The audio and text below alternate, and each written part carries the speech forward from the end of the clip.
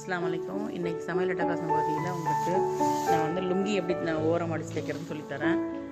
தையலில் வந்து தொழில் சம்மந்தமாக வந்து நம்ம வந்து காசு சம்பாதிக்கணுன்னாக்கா தையலில் தான் நிறைய பணம் வந்து வீட்டில் உட்காந்தா கூட நம்ம சம்பாதிக்கலாம்.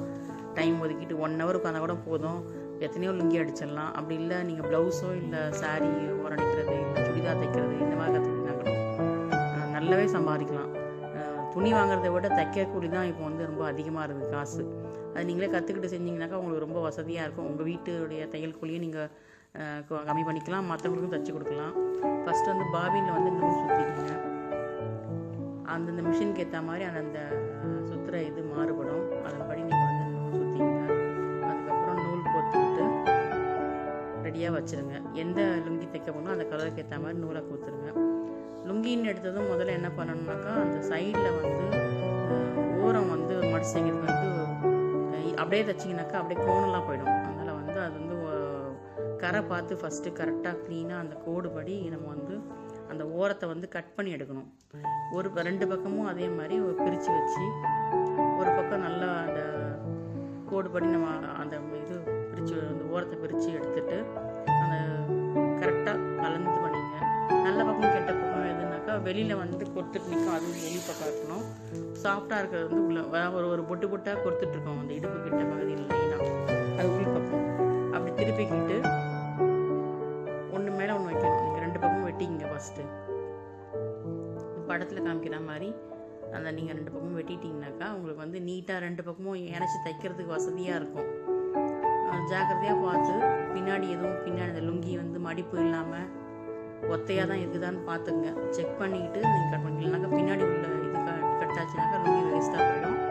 நல்லா பிரித்து போட்டு பேக்கில் எதுவும் துணியோ இல்லை அந்த லுங்கியே மடிப்போடு சேர்த்து அதுவோ இருக்குன்னு பார்த்துக்குங்க. பார்த்துட்டு ஃபுல்லாக நீட்டாக கட் பண்ணி எடுத்துருங்க. நம்ம எடுத்து போடும்போது நம்மளுக்கு வந்து தெரியாது, சம்டைம்ஸ் மடங்கி வந்து மேலே நின்றுடும் அது கீழ்ப்பக்கம். அதனால் நீட்டாக பார்த்து அதை வந்து அளவாக சைஸாக அந்த கோடுபடி கட் பண்ணி எடுத்துருங்க. முதல்ல ஒரு பக்கம் பெருசாக இருக்கும், ஒரு பக்கம் மெலிசாகவும் இருக்கும். அதனால் வந்து க்ளீனாக பார்த்து வெட்டுங்க.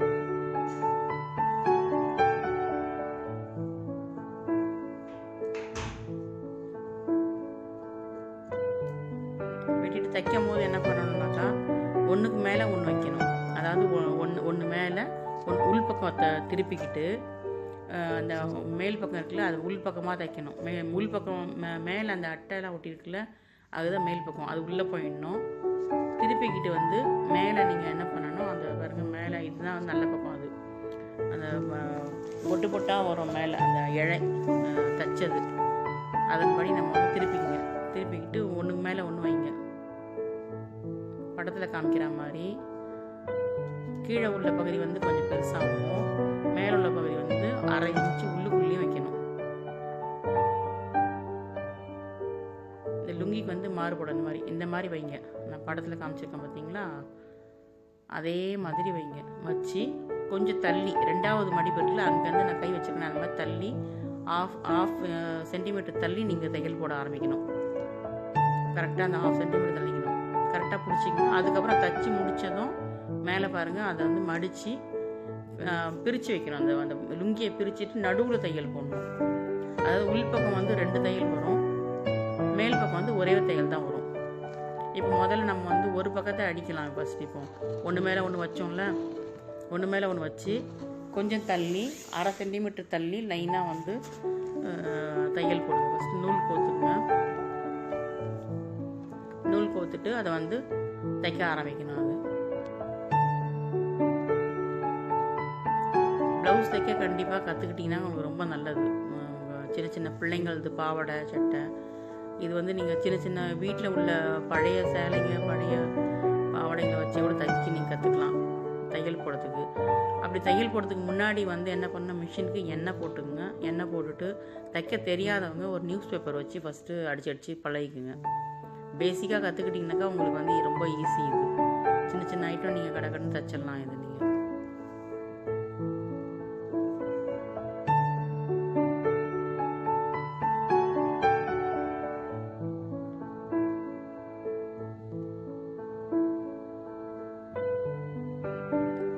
தச்சுக்கணும்.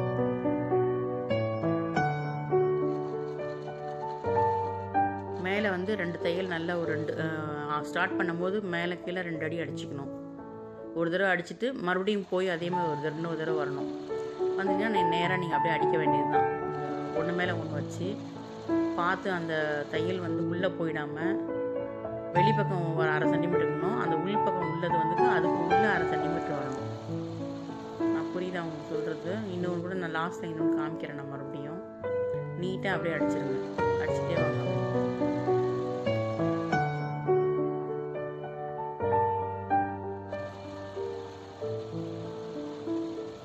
நீங்கள் அடிக்க ஆரம்பிச்சிங்கனாக்கா உங்களுக்கு சும்மா ஒரு 5 நிமிஷம் கூட ஆகாது உங்களுக்கு ஒரு பக்கத்துக்கு அடிக்கிறதுக்கு. ஒரு நீட்டாக ஒரு இழு எடுத்துடலாம் அப்படியே நீங்கள்.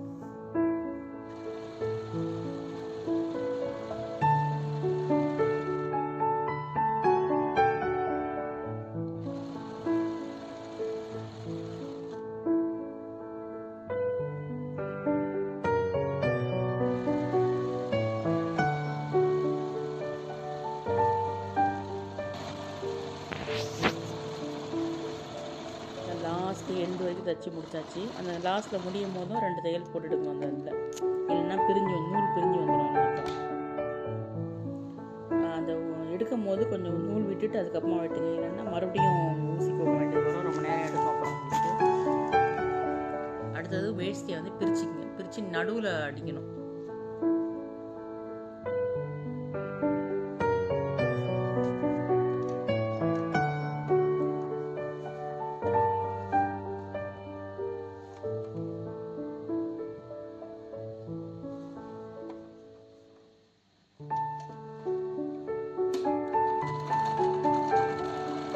நடுவில் நான் சொன்ன மாதிரி அதை மடித்து நடுவில் பிரித்து வச்சு அந்த ஃபோல்டிங் அந்த சிலிம்பல் மாதிரி இருந்துச்சுல அதை மடித்து வச்சு தைக்கணும். ஆல்ரெடி நான் வெட்டும் போது காமிச்சேன். அந்த மாதிரி வந்து மடித்து வச்சு நீட்டாக அடுத்த தையலையும் அடித்து முடிச்சிடணும். நீங்கள் நீட்டாக கரெக்டாக பார்த்துக்குங்க. எங்கேயும் வந்து சிலிம்பல் வந்து சின்னது பெருசாக ஆகிட போகுது மடித்து தைக்கிறது. அந்த வேஸ்ட்டையும் வந்து நல்லா பிரிச்சுக்குங்க நடுவில். அப்படி இல்லைன்னா அதுவும் வந்து கீழே மடிப்பு போச்சுனாக்கா அந்த இருக்கிறதும் வந்து 2ஆக போய் தச்சிடும். அதுக்கப்புறம் பிரிச்சுட்டு இருக்கணும். நீங்கள் கரெக்டாக பின்னாடி பக்கம் வந்து அந்த பின்பக்கம் உள்ளது வராமல் கரெக்டாக பிரிச்சுங்க. பிரிச்சுட்டு கொஞ்சம் தள்ளி அதுக்கும் ஒரு ஜான் அடிச்சது கொஞ்சம் பார்த்துங்க. அடியில் துணி இருக்குதா இல்லையான்றதை ஒரு தடவை செக் பண்ணிங்க. நீங்கள் செக் பண்ணால் வசதியாக இருக்கும். நீட்டாக அப்படியே அடித்து முடிச்சுருங்க. ரொம்ப சுலபமாக இருக்கும் அந்த மாதிரி இது அடிக்கிறது.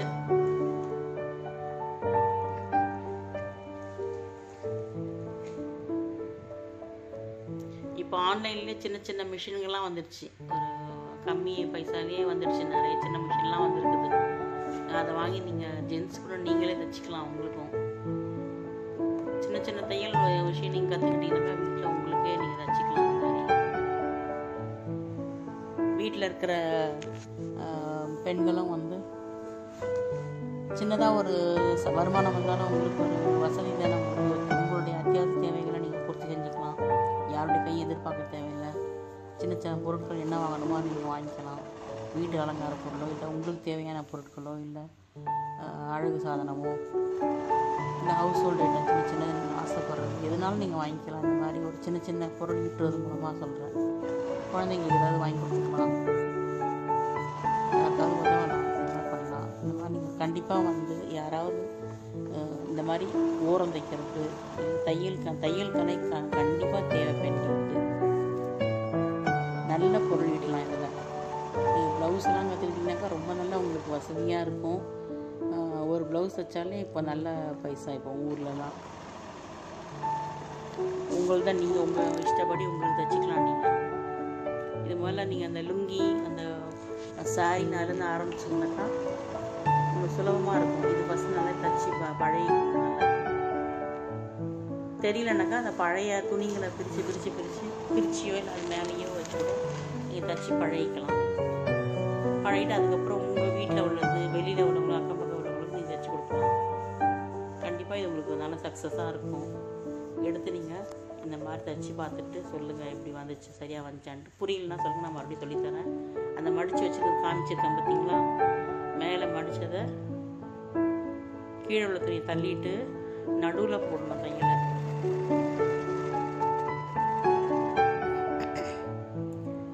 லுங்கியில் வந்து ரொம்ப ஈஸியாக இருக்கும். அந்த கோடு இருக்கிறதுனால உங்களுக்கு அது மேலேயே போடுறதுக்கு வசதியாக இருக்கும் தையல் போடுறதுக்கு. கொஞ்சம் பார்த்து ஜாக்கிரதையாக அதை நவுத்தணும், அவ்வளோதான். அது மடிப்பும் வந்து அந்த கஞ்சியோடு இருக்கிறதுனால சூப்பராக நிற்கும். அப்படியே உங்களுக்கு தைக்கிறதுக்கே ரொம்ப ஆசையாக இருக்கும் உங்களுக்கு தைக்க ஆரம்பிச்சிங்கனாக்கா. அந்த மாதிரி இருக்கும். அந்த காட்டன் மடிச்சிக்கலாம். அவ்வளோதான், முடிஞ்சது. லாஸ்ட்டில் முடியும் போது 2 தையல் முன்ன பின்ன போட்டு எடுக்கணும். ஃபஸ்ட்டு முதல்ல ஆரம்பிக்கிறோமே அதே மாதிரி மீதி தொங்குற நூலெல்லாம் பார்த்து துணி வெட்டாமல் அந்த நூல் மட்டும் பார்த்து வெட்டிடுங்க. இல்லைன்னா அது வேறு தொங்கிட்டு இருக்கும்.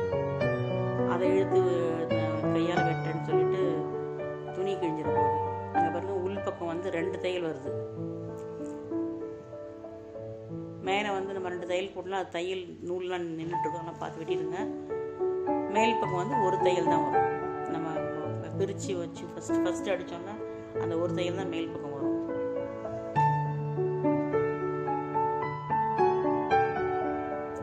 இந்த பக்கம் பார்த்தீங்களா, இது மேல் பக்கம் 1 தையல் தான் வரும். உள் பக்கம் 2 தையல் வரும். இவ்வளோதான், முடிஞ்சது. வேஷ்டி வந்து நம்ம வந்து இணைச்சாச்சு, சூப்பராக அரைச்சாச்சு. நான் இன்னொரு லுங்கி நம்ம தைச்சிருக்கேன். தெரியலனா கேளுங்க, நான் வந்து மறுபடியும் இன்னொரு வீடியோ கூட போடுறேன். நான் இது ஆல்ரெடி எல்லாம் தெளிவாக தான் இருக்குதுன்னு நினைக்கிறேன். கற்றுக்கிட்டு பயனடைஞ்சிங்க எல்லோரும். தேங்க்ஸ் ஃபார் வாட்சிங். உங்கள் நண்பர்களுக்கு ஷேர் பண்ணுங்கள். பிடிச்சிருந்தால் லைக் பண்ணுங்கள், கமெண்ட் பண்ணுங்கள், ஷேர் பண்ணுங்கள். சப்ஸ்கிரைப் பண்ணாங்க, சப்ஸ்கிரைப் பண்ணுங்கள். எனக்கு முடிஞ்ச போது உங்களுக்கு இன்னும் பல இந்த மாதிரி தையல் டிப்ஸு, சின்ன சின்ன தையல்களும் நான் சொல்லித்தரேன், சமையலோடு சேர்த்து. அந்த ஞாபகமாக முடிச்சதும் எல்லாம் அந்த லுங்கியில் ஒட்டிகிட்டு இருக்க பேப்பர்லாம் எடுத்துகிட்டு ஊற வச்சு அலசி அயன் பண்ணிங்க. புதுசு கஞ்சியோட அப்படியே யூஸ் பண்ணாமல் ஒரு தடவை தண்ணியில் நனைச்சி வச்சு நல்லா அலசி போட்டு அப்புறம் அயன் பண்ணிட்டீங்கன்னாக்கா ரொம்ப நல்லாயிருக்கும். அவ்வளோதான். என்ன உங்களுக்கு இந்த குறிப்பு பிடிச்சிருக்கா? கண்டிப்பாக பிடிச்சிருக்குன்னு நினைக்கிறேன். இன்னொரு லுங்கியும் தைக்கிறேன், அப்படியே பார்த்துங்க. அப்படியே தெரியாதவங்களுக்கு இன்னொரு தடவை தைச்சி காமிச்சிருக்கேன். அது புரியுதான்னு பாருங்கள். அது சேம் அதே தான் நான் சொன்னது. அந்த ஃபஸ்ட்டு அந்த 2 இதையும் அணைச்சிட்டு நடுவில் தைச்சிட்ருக்கேன். இப்போது நல்லா பிரித்து வச்சுக்கணும். அந்த இது கொஞ்சம் இதாக இருக்கும், பார்த்துக்கணும். பாருங்கள், வேஸ்டியை வந்து ஒன்றா பிரிச்சுக்கணும். மடித்து தைக்க உங்களுக்கு ஈஸியாக வரும். நான் காட்டன்றதுனால ஈஸியாக நல்லா வந்துடும். தெரியாதவங்க கையால் டேக் பண்ணிக்கிட்டு தைக்கணும். நான் கையால் டேக் பண்ணுறது எப்படி, அப்புறம் அடுத்தது சாரி எப்படி தைக்கணும் அப்படின்றத சொல்லித்தரேன். நான் டைம் கிடச்சாக்கா சுடிதார் எப்படி தைக்கணும்னு சொல்லித்தரேன். நான் எப்படி டைலர் எப்படி கரெக்டாக தைப்பாங்க அதன்படி நான் உங்களுக்கு சொல்லித்தரேன். நான் இங்கே பாருங்க, கீழே 2 தையல் வந்துருக்குதா. லாஸ்ட்டில் உள் பக்கம் 1 தையல், மேல் பக்கம் 1 தையல் தான் வரும். உள் பக்கம் 2 தையல் வரும். இந்த மாதிரி தைச்சி முடிச்சிட வேண்டியது.